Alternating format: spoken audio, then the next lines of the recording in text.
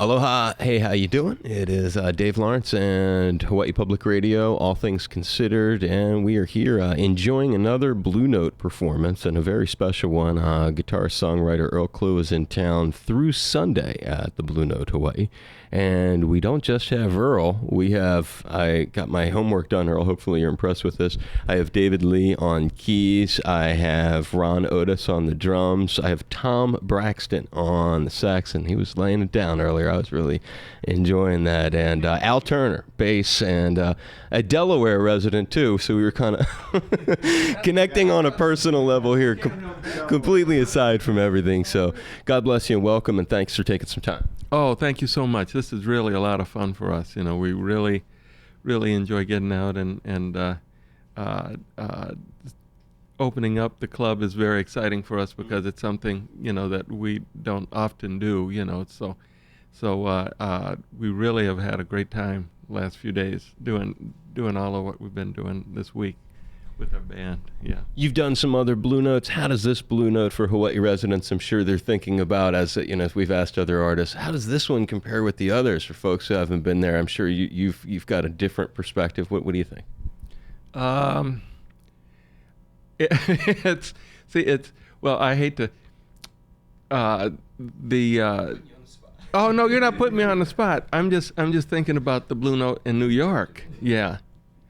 It's going to be a hard road to travel to beat this, I'll tell you that. This is a great place. You know, I love playing at any of the Blue Notes, but this is really a wonderful venue. You know, it's pretty remarkable. We're really blessed that they're bringing it here, just because for so many years we have not had a venue like this. And in many other communities, whether it's Boston, I'm thinking with Scullers and the Regatta Bar, just as an example that everybody can understand, you know, and that's where I lived for 12 years. So coming here, this is such a blessing that it's here. I just wondered how it compared, and I feel very fond of it myself since I've been here. You know what, you mentioned another thing about having fun. You used the word fun, and I got the pleasure of understanding that you cats, you know, so many years together. A lot of bands are together for a long time, but you have fun. I noticed that, and all of you seem to enjoy that on stage, and then you use that word, and I just, you know, when you have that kind of vibe with people, what is it about chemistry, Earl, that's important that you've decided to surround yourself with these particular cats for so many years?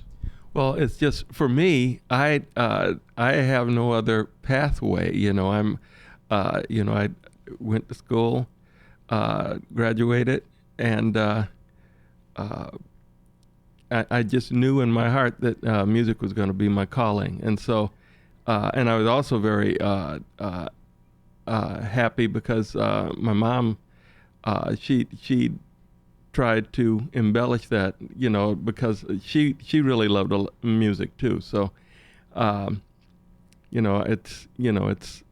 it's very special, you know, when things come together like this. You know, it's a big deal for me. Yeah. Well, you got a lot of special things, and I think when I was watching David riffing on the P-Funk on stage, and I was thinking, as you're playing it, I'm thinking of you with the George. I'm thinking, well, where was, you know, Earl right around when those tunes were coming out? You had the Atomic Dog, but then you had the Parliament from the mid '70s. I was kind of doing the timeline there, and yourself, David, when you think about the relationship you've been able to develop, were you a fan prior to that? How did you find your way to Earl in the beginning? Well, it was via Parliament Funkadelic, actually, because I played with George Clinton for many years and co-wrote Atomic Dog with him. So that is my initial foray into the music thing. And then when I couldn't handle it anymore, went back to Detroit and sobered up and stuff and started playing around town. And Earl heard me and Ron and Al Turner and Al Duncan and some other cats, Tom Hall, were playing around town, and he said, hey, come play with me. So that's what we're doing, and we haven't quit. Those P-Funk tours back in Boston, everybody just laughs because they know.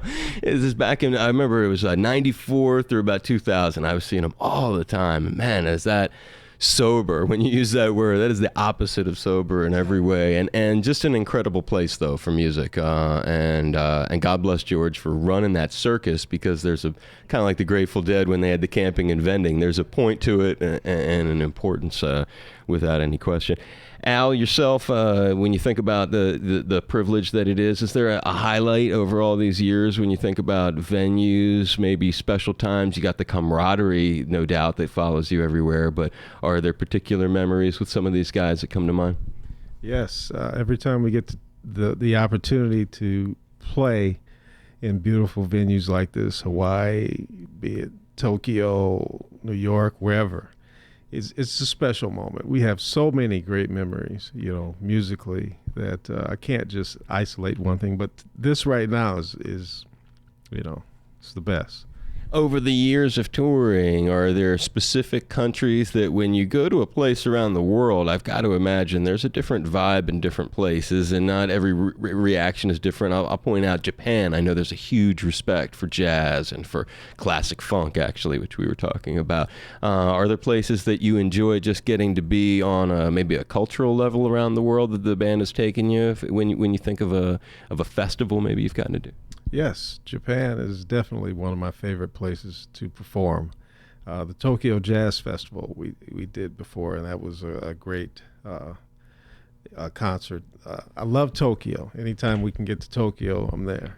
And the Blue Note, how big is their Blue Note compared? Is it a lot bigger, about the same size? Well, the very first time that I went to Japan with Earl, there was a smaller Blue Note. That was the original Blue Note. But since then, they've built a new one, and it's probably comparable to this size-wise. I don't know the capacity, but it's a beautiful venue as well. So when Tom, help me with something that when I catch some jazz for someone on the outside, this is for Hawaii Public Radio, so we play it for a large afternoon drive audience, and when they think about jazz, there's some kind of warmth that you guys do versus like the dissonant sound that I get out of, and I like both so much. And when I like, meaning there are moments during the Roy Hargrove set last week as an example, I'm trying to compare it to something, and you can just kind of space out and it's very introspective, kind of like Miles-ish or something like that, versus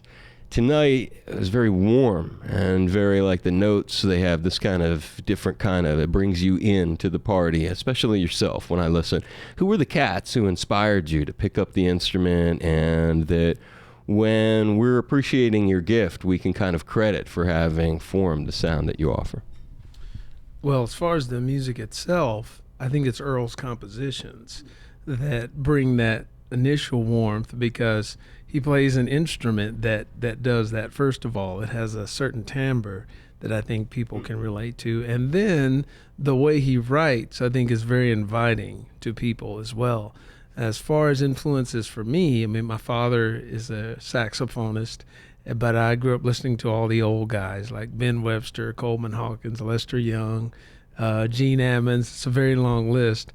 But that was the old school. New school, I mean, there's so many great musicians. There's Kirk Whalum, David Sanborn, Michael Brecker. So they all have something to do with, I think, the way I approach the instrument. Well, we thank them all for what they're delivering. Brother Ron, I was enjoying the set. If there's some things that you could point to, I actually play drums, not more of a rock. I'll tell you my two favorite drummers. Your two are probably not going to be my two favorite ones, because mine are going to be John Bonham and Cozy Powell, the late, both of them late. I was going to say the late great Cozy, the late John Bonham and the late Cozy Powell, who were some of the cats who inspired you, and maybe point to the moment, or if it was really early, when you discovered that you had this gift or that you wanted to play. Well, I would say around 16 is when I started playing. And started playing in church. And then from there started playing in clubs. And, people saying, don't go near the bar. Just go ahead and play, which I wasn't really thinking about that. I just wanted to go and play, develop my craft. And then it just grew from there. And Harvey Mason, Steve Gadd, and the list is pretty extensive. Was it gospel in church?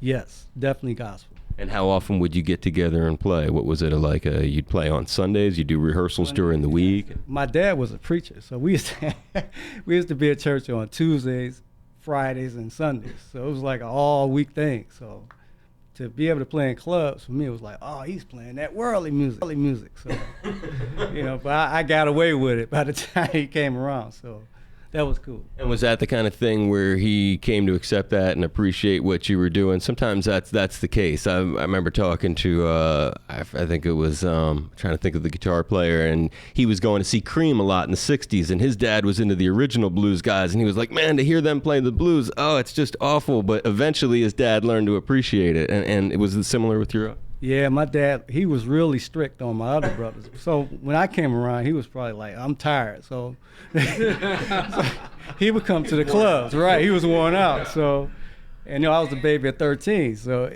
and when he came to the clubs, they was like, the preacher went to the club. So it was kind of funny, but it was okay. Everything was pretty clean back then. So no wild stuff. And how about rock drummers? Well, John Bonham was definitely an inspiration there, He's sort of the basic one, huh? Yeah, definitely. And Chad from Red Hot Chili Peppers. Oh, Chad's yeah. Okay. So a more modern cat in the mix.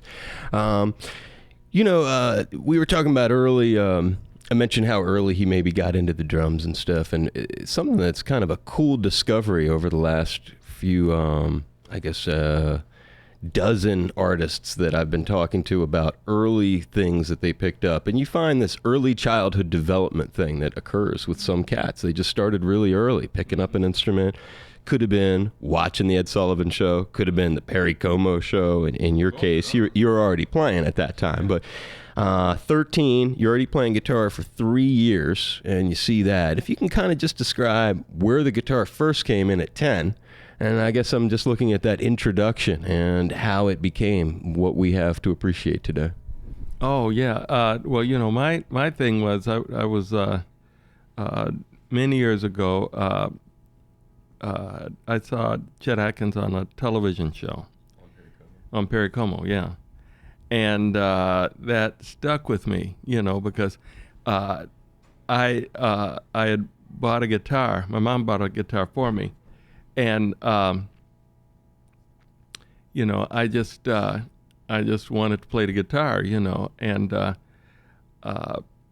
what I did is I just had a little silver tone, and I moved this is like, it's not real music at this point. It's just a matter of, because you're moving the thing from, so. And so, and I sit there all day, trying to, and it's, and it was hard to do, but not hard to do at the same time, because the needle is running, and you just, okay, so if you miss it, you'll get it the next time, or you'll get it the next time.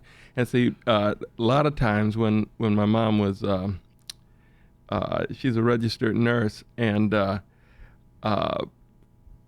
so I would stay home after she went to work. And then I'd pull out my guitar some more and keep playing, so I could, because she at first she just said, oh, well, this will just be something else, but it worked out, so yeah. And when she saw that I was really interested in that, then everything was great. There was no problems with the being a musician, especially.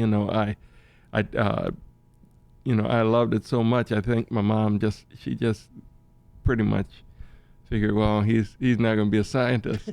She knew you were devoted. I like that.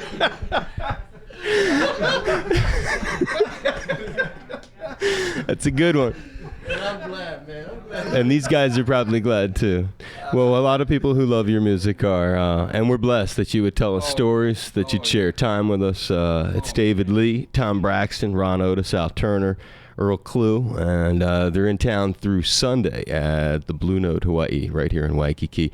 Thank you very much for taking some time for us. I hope that this was not a hassle. I appreciate it. Oh, this is great. This is really wonderful. Thank you so much for the opportunity. This is great. You're welcome. God bless you. Thank you. Thank you, all of you guys. I appreciate it. Hana ho. That's it. Cut the tape.